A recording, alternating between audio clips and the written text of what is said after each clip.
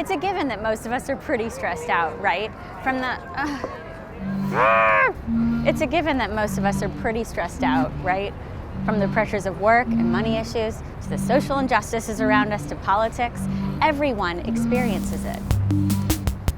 So much so that we now live in a world in which living a stressful life is living a normal life. And it's massively screwing us up.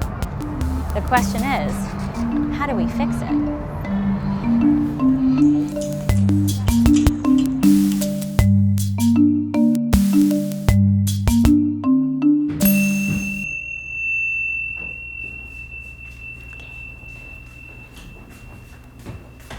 Good morning.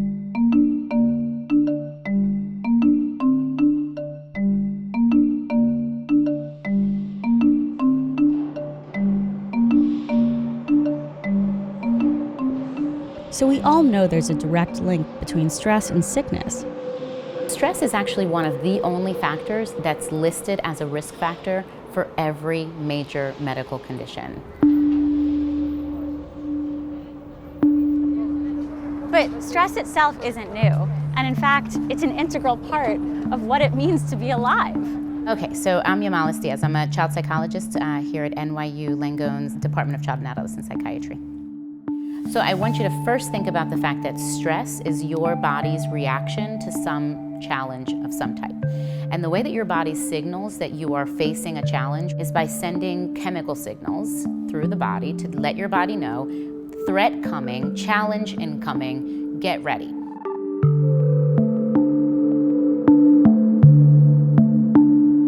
You're only supposed to activate for a short amount of time. You deal with the threat and then it deactivates you. Threat gone. Today, potential threats are all around us. Unlike decades ago, when our parents would just cut us off for the night and we'd be alone with ourselves, now we're always on. Our fight or flight system's chronically activated, the wheels of our minds turning until we fall asleep. With that physical pressure, literally from those stress hormones, it increases your heart rate, it fatigues your muscles, and when you let that go on for too long, your body begins to actually shut down. It's like there's a human disconnect with society and with yourself.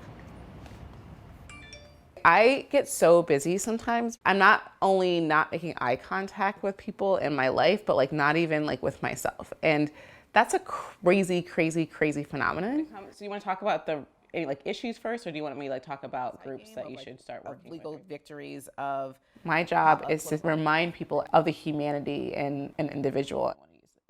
By doing that, it reminds me that we are all good, complicated human beings, and we're all kind of trying to do our best. We're not shown that very often. Why?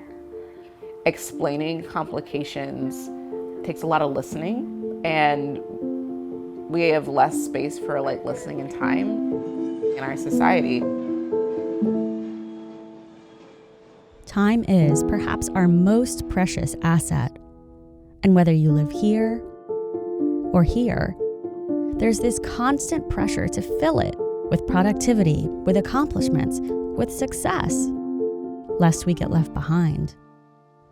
It's like we're endlessly running and trying to keep up with our competition, which is the illusion of everyone else running better and faster than we are. I don't know if you've ever heard of the Swan Effect. You know, if you look at a swan, they look like they're just gliding across the water. And then under the water, they are paddling like crazy. Nobody can see that though, you just see them gliding.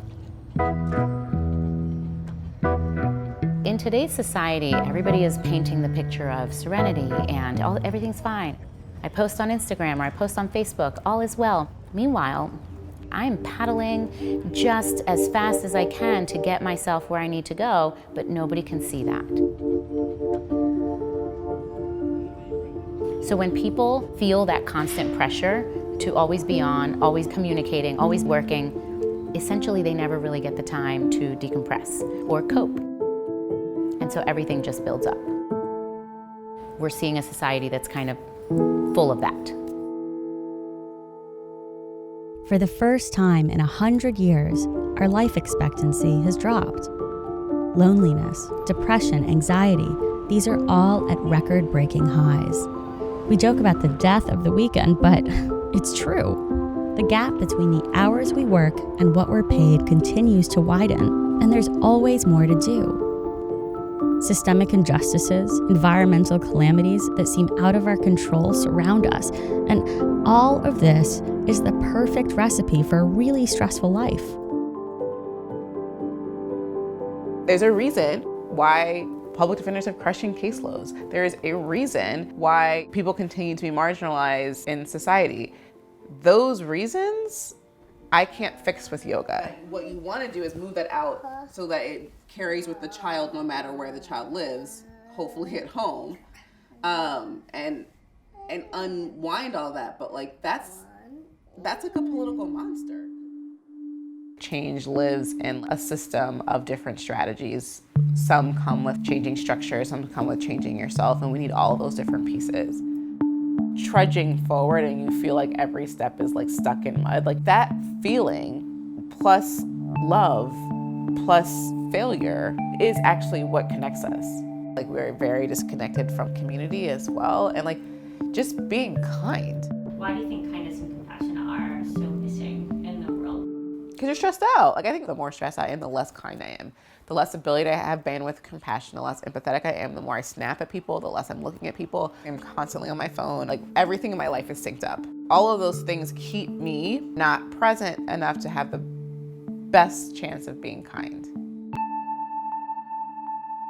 What you don't want to do is reinforce that cycle either. This goes for quite a lot of us. So what do we do? It's like a slow drip of stress hormones. If you're not noticing they're constantly dripping, then eventually it will flood you.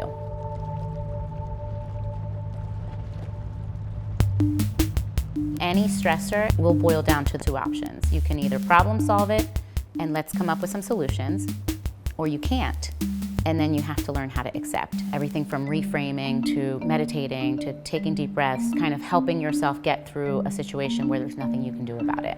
Or you can freak out. Or you can freak out. Just tell yourself that's what you're doing. That's a difference though, because instead of letting your feelings tell you how long you're gonna feel that way, you're sort of telling yourself, I'm gonna give myself permission to feel what I feel, and then I have to move on. We're much better at recognizing an actual breaking point, and I want more people to recognize stress as an early indicator of problems to come if you don't deal with it at the lower level.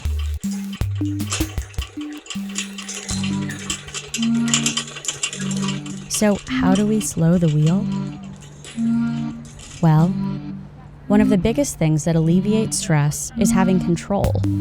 But in today's constantly changing world, the only control we truly have is over ourselves. So let's look inside to start. Next up, the folks who programmed the tech-obsessed, stressed world we now live in had no idea what they were really creating. But what does it look like for young people to grow up in this connected world, yet cut off from most of it? Find out in episode 2.